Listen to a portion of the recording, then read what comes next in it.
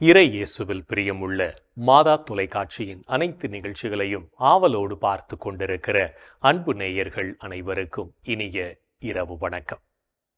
இன்று நமது தாய் திரு அவையானது திருத்தூதர் தோமையாரின் விழாவை கொண்டாடி மகிழ்ந்திருக்கிறது.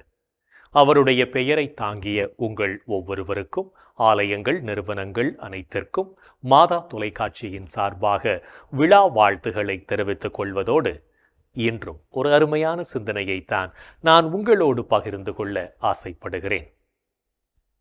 இந்தியாவின் திருத்தூதர் மற்றும் நம் மண்ணில் வாழ்ந்து மரித்த ஒரு மாபெரும் புனிதர் புனித தோமா. திருத்தூதர் தோமாவைப் போல நாம் ஒவ்வொருவரும் புனிதத்தில் வளர வேண்டும் என்று விரும்புகிறோம். நம்மை படைத்த கடவுளிடம் முழுமையான நம்பிக்கை வைத்து நமது பணிகளை செய்யும் போது நாம் புனிதத்தில் வளர முடியும். இன்று விழா காணும் புனித தோமா ஆண்டவரில் முழு நம்பிக்கை வைத்து நீரே என் ஆண்டவர், நீரே என் கடவுள் என்று முழக்கமிட்டவர். இயேசுவை ஆண்டவராக அறிக்கையிட்ட முதல் திருத்தூதர் புனித தோமா. தோமா என்றால் முழக்கமிடுபவர் என்று பொருள்.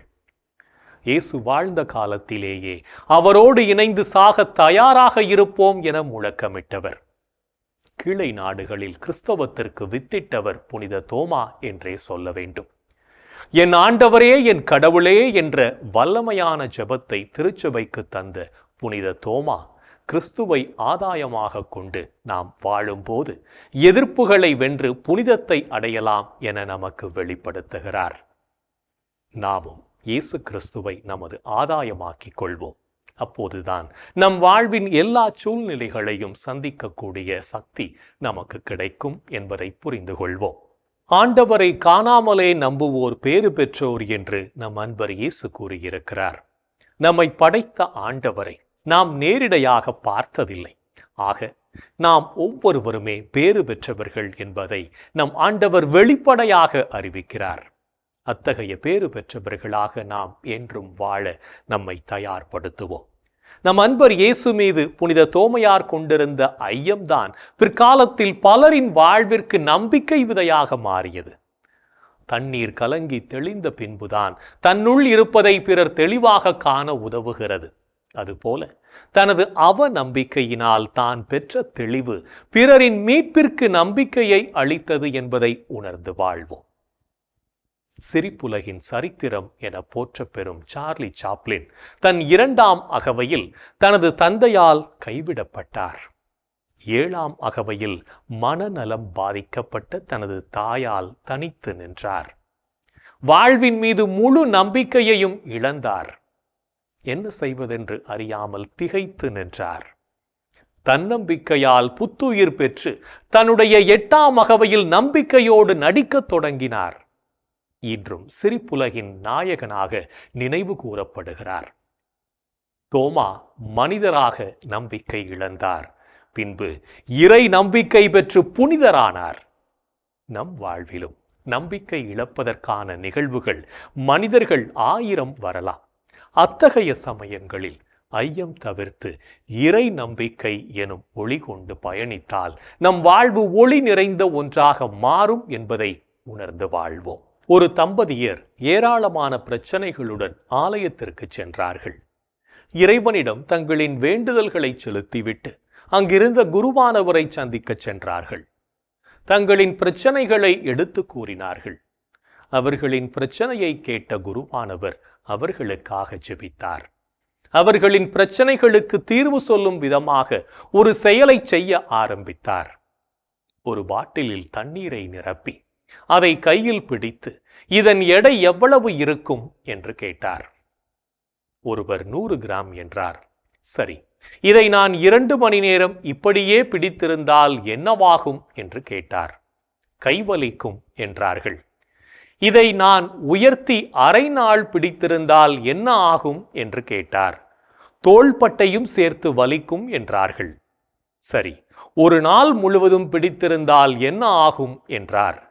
நீங்கள் அப்படியே மயக்கம் போட்டு விடுவீர்கள் என்றார்கள். உடனே குருவானவர், பிரச்சனைகளும் அப்படித்தான் இருக்கும். அதை நீங்கள் தாங்கி எவ்வளவு நேரம் பிடிக்கிறீர்களோ அதற்கேற்றாற் போல அதன் கடுமை அதிகரிக்கின்றது.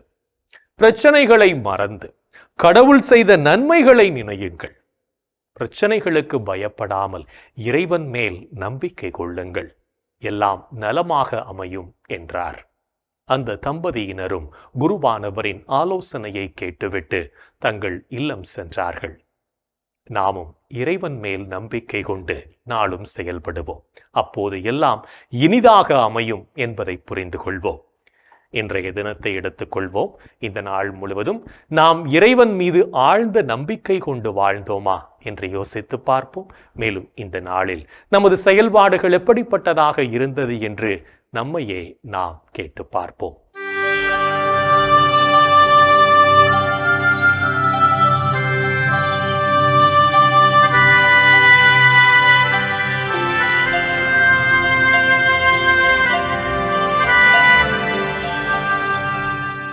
இன்று நீங்கள் உங்களோடு வேலை செய்பவர்களிடம் ஆள் பார்த்து செயல்பட்டீர்களா?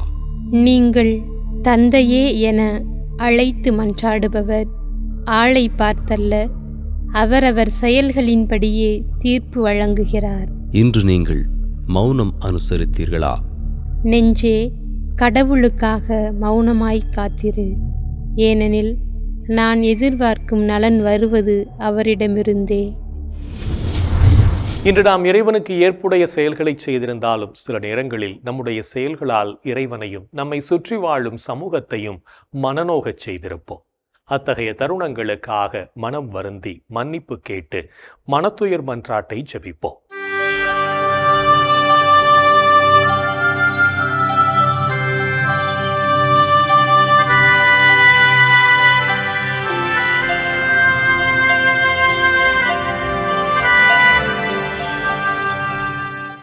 எல்லாம் வல்ல இறைவனிடமும் சகோதர சகோதரிகளே உங்களிடமும் நான் பாவி என ஏற்றுக்கொள்கிறேன்.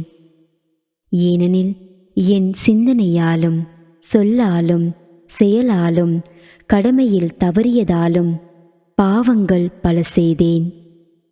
என் பாவமே, என் பாவமே, என் பெரும் பாவமே. ஆகையால் எப்போதும் கன்னியான புனித மரியாவையும் வானதூதர் புனிதர் அனைவரையும் சகோதர சகோதரிகளே உங்களையும் நம் இறைவனாகிய ஆண்டவரிடம் எனக்காக வேண்டிக்கொள்ள மன்றாடுகிறேன். ஆமேன். மனத்துயர் மன்றாட்டை ஜெபித்ததன் வழியாக இறைவனிடமிருந்து மன்னிப்பை பெற்றிருப்போம் என்ற நம்பிக்கையோடு இறை வேண்டலில் இணைவோம்.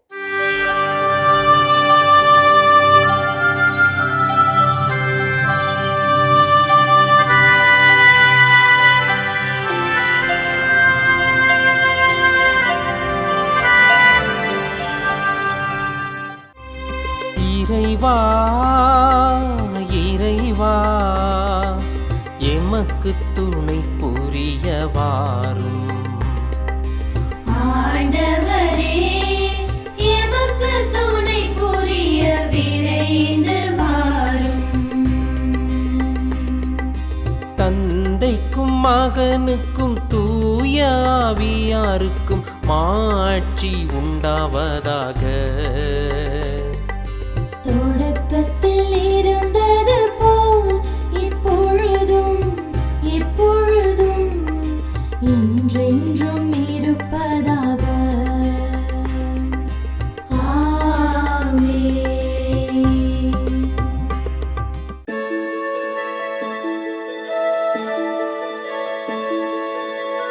போயது பொழுது புகுந்தது இரவு, தூயனை உனது பொன்னடி தொழுது. நேயமையெல்லாம் ஏதமும் நீக்கி நீயமையாண்டு காத்தருளையா. கனவுகள் துயில் வழி காணுதல் வேண்டாம், கனவிருள் பூதமும் கண்ணுரள் வேண்டாம். சினமுறு பகைவர் முரணலாம் வெல்வார், ஈனமும் உடலில் அணுகிடாது அருள்வார். ஆதியம் தந்தாய் அருள் புரிவீரே, அமலன மகனே அருள் புரிவீரே. ஜோதியே உருவாம் தூய ஆவியா புரிவீரே. ஆமென், ஆமென், ஆமென்.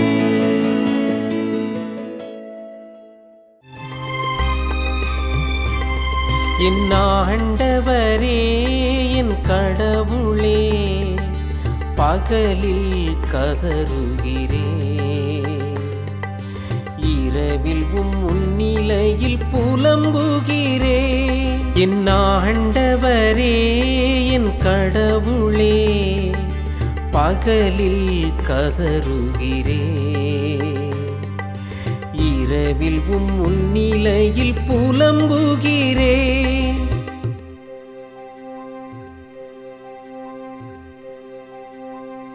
ஆண்டவரே, என் மீட்பின் இறைவா, பகலில் நான் கதறுகிறேன்,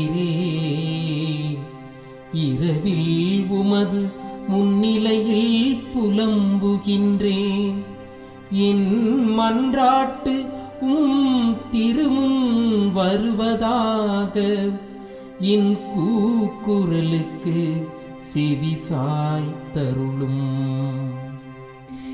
ஏனெனில் என் உள்ளம் துன்பத்தால் நிறைந்துள்ளது, என் உயிர் பாதாளத்தை நெருங்கிவிட்டது. படுகுழிக்குள் இறங்குவோருள் ஒருவராக நானும் கணிக்கப்படுகின்றேன். வலுவற்ற மனிதர் போலானே. இறந்தோருள் ஒருவராக கைவிடப்பட்டேன், கொலையுண்டு கல்லறையில் கிடப்பவர் போலானேன். அவர்களை நீர் ஒருபோதும் நினைப்பதில்லை, அவர்கள் உமது பாதுகாப்பினின்று அகற்றப்பட்டார்கள். ஆழமிகு படுகொலிக்குள் என்னை தள்ளிவிட்டே, காரிருள் பள்ளங்களுக்குள் என்னை கைவிட்டு விட்டே. உமது சினம் என்னை அழுத்துகின்றது, அலைகள் அனைத்தாலும் என்னை மூழ்கடிக்கின்றே. எனக்கு அறிமுகமானவர்களை என்னை விட்டு விலகச் செய்தீர், அவர்களுக்கு என்னை அருவருப்பாக்கினீர்.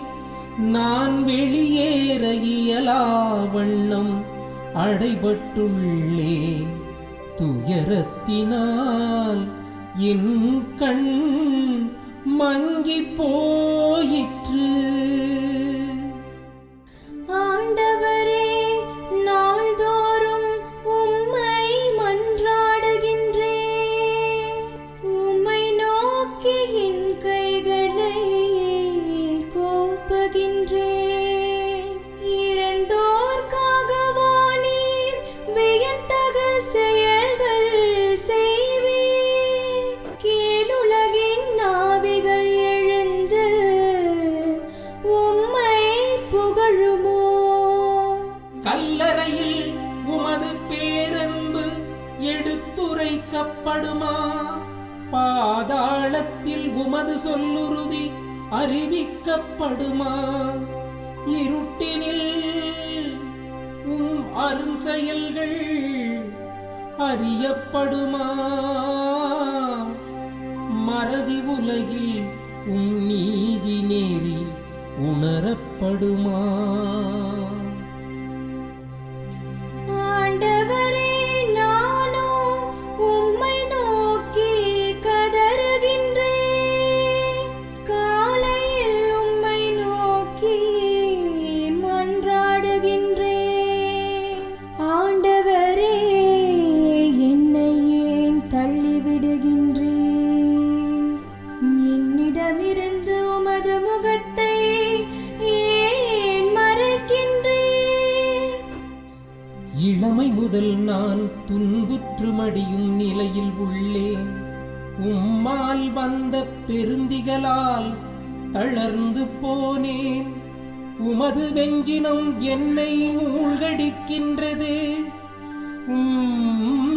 அச்சம் தரும் தாக்குதல்கள் என்னை அழிக்கின்றன. அவை நாள் முழுவதும் வெள்ளப்பெருக்கென என்னை சூழ்ந்து கொண்டன. அவை எப்பக்கமும் என்னை வளைத்து கொண்டன. என் அன்பரையும் தோழரையும் என்னை விட்டு அகற்றினீ. இருளே என் நண்பன், இருளே என் நண்பன். தந்தைக்கும் மகனுக்கும் தூய ஆவியாருக்கும் மாட்சி உண்டாவதாக. தொடக்கத்தில் இருந்தது போல் இப்பொழுதும் எப்பொழுதும் என்றென்றும் இருப்பதாக. ஆமென். என் ஆண்டவரே, என் கடவுளே, பகலில் கதறுகிறேன், இரவில் முன்னிலையில் புலம்புகிறேன். என் ஆண்டவரே, என் கடவுளே, பகலில் கதறுகிறேன், இரவில் முன்னிலையில் புலம்புகிறேன். இறைவனின் உடனிருப்பு இந்த இரவு பொழுதிலும் நம்மை பாதுகாத்து வழிநடத்தும் என்ற நம்பிக்கையை இறை வேண்டலின் வழியாக பெற்றுக்கொண்ட நாம் இப்போது நாளைய நற்செய்தி வாசகத்திற்கு செவிமடுப்போம்.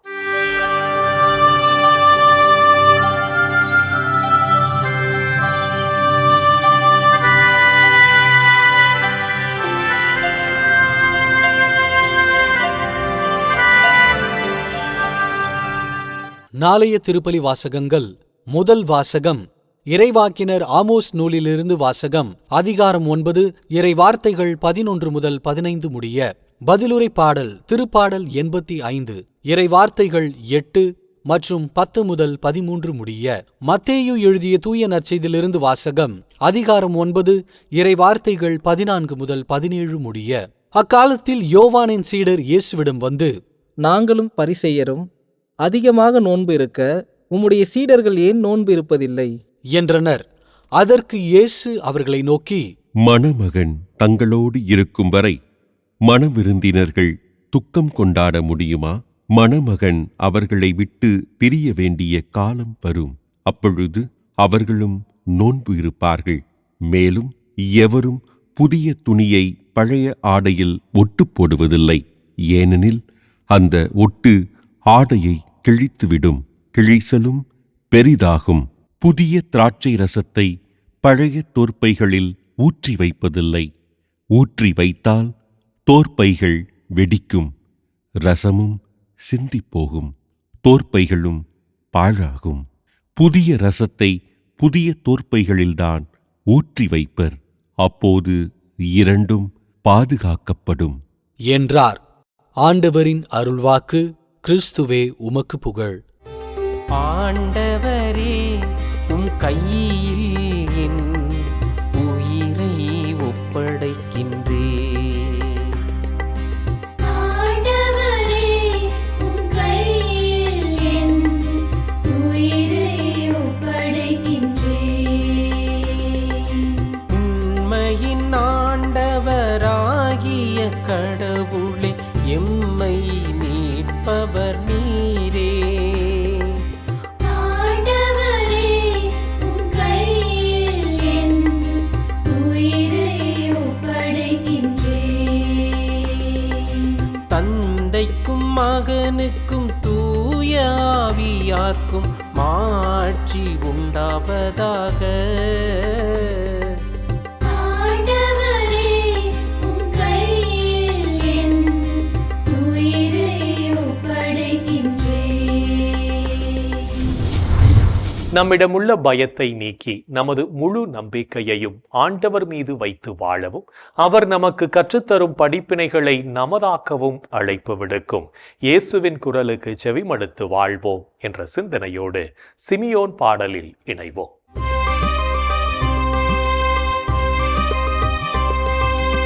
ஆண்டவரே ஆண்டவரே, நாங்கள் விழித்திருக்கும் போது எங்களை காத்தருளும். நாங்கள் தூங்கும் போது எங்களை பாதுகாத்தருளும். இதனால் கிறிஸ்துவோடு பிழித்திருந்து அவரோடு அமைதி இளைப்பாறுவோம். அவரோடு அமைதியில் இளைப்பாறுவோம்.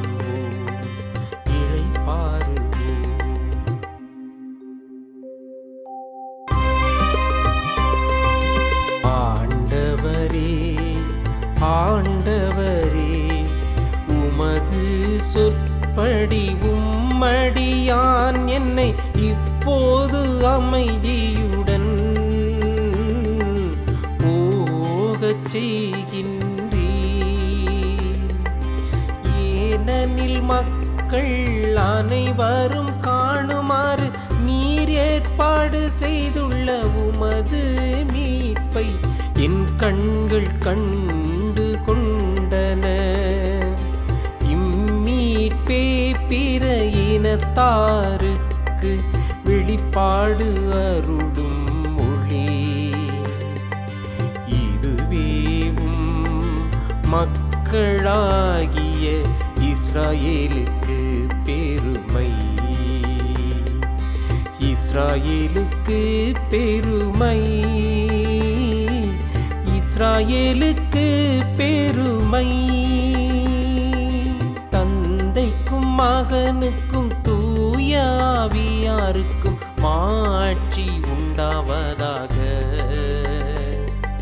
தொடக்கத்தில் இருந்தது போல் இப்பொழுதும் எப்பொழுதும் என்றென்றும் இருப்பதாக.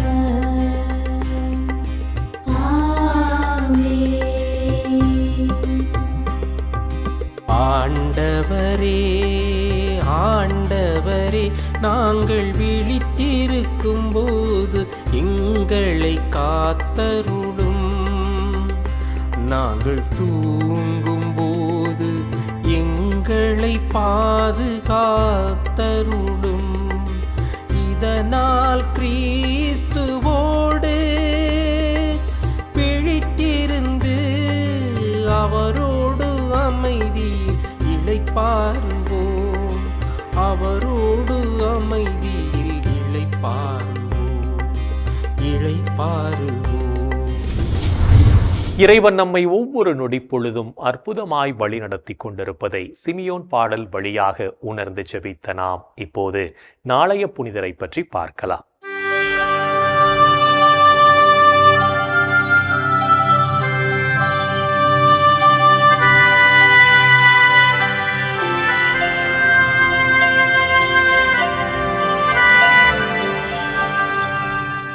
ஜூலை 4, போர்ச்சுக்கல் நாட்டு புனித எலிசபெத். ஸ்பெயின் நாட்டின் அரகோன் பகுதியினை ஆட்சி செய்த அரச குடும்பத்தில் கிபி 1271 பிறந்தார் எலிசபெத். சிறுவயது முதல் இறை பக்தியிலும் கல்வியிலும் சிறந்து விளங்கிய எலிசபெத் ஆடம்பரத்தை வெறுத்து நோன்பிருந்து ஒருத்தல் முயற்சிகளை மேற்கொண்டார். தன் 12வது வயதில் போர்ச்சுக்கல் நாட்டு இளவரசர் டென்னிஸ் அவர்களை மணந்த இவர் இறை பக்தியிலும் குடும்ப பொறுப்பிலும் சிறந்து விளங்கினார். அனுதினமும் திருப்பலிக்குச் சென்று இறைவனை ஆராதித்து வணங்கிய எலிசபெத் தன் அரண்மனையில் பணி செய்த பணிப்பெண்களுக்கு ஆண்டவரின் அன்பை எடுத்துரைத்து அவர்கள் இரக்க செயல்களில் ஈடுபடுவதற்கு காரணமாக இருந்தார். அல்போன்சோ என்ற மகனையும் கான்ஸ்டன்சியா என்ற மகளையும் பெற்றெடுத்த எலிசபெத் நாளடைவில் தன் கணவரின் துன்புறுத்தலுக்கு உட்பட்டு பல்வேறு துன்பங்களை அனுபவித்தார். கிபி 1323 ஆண்டு தன் மகன் அல்போன்சோ தன் தந்தைக்கு எதிராக கிளர்ந்தெழுந்து போருக்கு தயாராக ஆண்டவரிடம் மன்றாடிய எலிசபெத் தன் மகனையும் கணவரையும் சமாதானப்படுத்தி போரை நிறுத்தினார். கிபி 1325 ஆண்டு தன் கணவரை இழந்து சுமார் 12 ஆண்டுகள் மகனின் பராமரிப்பில் வாழ்ந்த எலிசபெத் கோயிம்பிராவில் இருந்த கிளாரம்மாள் மடத்தில் சேர்ந்து புனித பிரான்சிஸ் அசிசியாரின் 3ஆம் சபை துறவியானார். தன் மகனான அரசன் அல்போன்சோவிற்கும் தன் உறவினரான அரசன் 9ஆம் அல்போன்சோவிற்கும் போர் மூளும் சூழல் ஏற்பட 63 வயதான எலிசபெத் போர்க்களம் சென்று அமைதியை ஏற்படுத்தினார். அரச குடும்பத்தில் பிறந்து ஆண்டவரின் பணிகளை செய்த அருட்துறவி எலிசபெத் முதுமையின் காரணமாக நோயுற்று கிபி 1336 ஆண்டு ஜூலை 4ஆம் நாள் விண்ணகம் சென்றார். அருட்துறவி எலிசபெத்தின் கல்லறையில் வேண்டுதல் செய்பவர்களுக்கு புதுமைகள் நிகழ திருத்தந்தை 8ஆம் அர்பன் கிபி 1625 ஆண்டு மே 25ஆம் நாள் புனிதராக உயர்த்தி அமைதியின் பாதுகாவலராக அறிவித்தார். போர்ச்சுக்கல் நாட்டு புனித எலிசபெத் திருவிழாவினை கொண்டாடுகின்ற நாம் உலகில் போர் இல்லாத அமைதியான சூழ்நிலை தொடர ஆண்டவரிடம் ஜெபிப்போம்.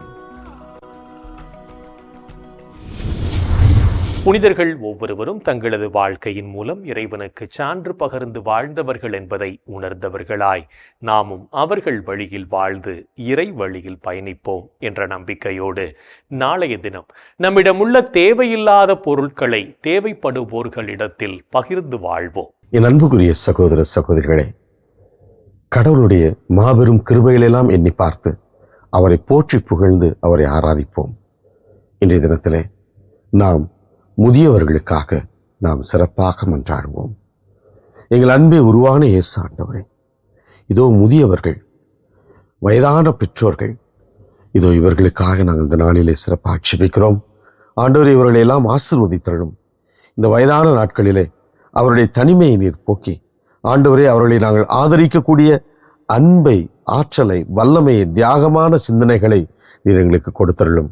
குறிப்பாக இவர்களின் வழியாக நாங்கள் பெற்றுக்கொண்ட அத்தனை நன்மைகளையும் எண்ணி பார்த்து இந்த முதியவர்களை ஆறுதலோடும் அன்போடும் பார்க்கக்கூடிய, பழகக்கூடிய, அவர்களை ஆதரிக்கக்கூடிய நல்ல மனதை இளையோராகிய ஒவ்வொருவருக்கும் நீர் கொடுத்தருளும். ஆண்டவரே இயேசுவே, இந்த முதுமையினால் அவர்கள் படுகின்ற அனைத்து வேதனைகளிலிருந்தும், நோய்களிலிருந்தும், தனிமையிலிருந்தும் அவர்களை நீர் காப்பாற்றி அவர்களுக்கு ஆசீர்வாதத்தை கொடுத்து மன தைரியத்தை கொடுத்து அவர்களை நீர் வழிநடத்தும்படியாய் உம்மை கெஞ்சி கேட்கிறோம். எங்கள் அன்பு தாயே, ஆரோக்கிய அன்னையே, உமது பிள்ளைகளாகி இவர்கள் மேல் என்றும் இரக்கமாயிருந்து இவர்களுக்காக பரிந்து பேசுங்கள் அம்மா. இந்த ஜெபங்களை எல்லாம் எங்கள் ஆண்டவராகி இயேசுவே உமது வல்லமையான திருநாமத்தின் வழியாய் உம்மை கெஞ்சி மன்றாடுகிறோம். ஆமென். என்றும் வாழும் உயிருள்ள இறைவன் தந்தை, மகன், தூய ஆவியார் நம்மை நிறைவாக ஆசீர்வதிப்பாராக. ஆமென். இந்த ஜெபத்தின் வழியாக இறை அருளும் ஆசீரும் நம்மீது நிறைவாக பொழியப்பட்டிருப்பதை உணர்ந்திருப்போம். இறை ஆற்றலும் வல்லமையும் என்றும் நம்மில் தங்கும். அன்னை மரியாவும் நமக்கு உதவிகள் செய்வார் என்ற நம்பிக்கையோடு அவரின் துணை வேண்டி இந்த நிகழ்வை நிறைவு செய்யலாம். Good night.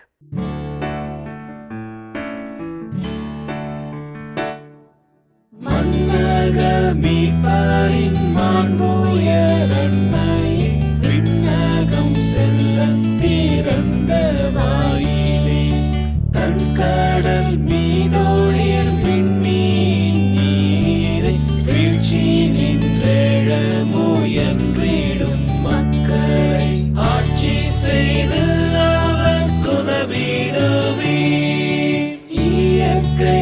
வியப்புற இறைவனை ஈன்ற பின்னரும் கன்னியாய் நின்றேன். வானவன் கபிரியேல் வாழ்த்துரை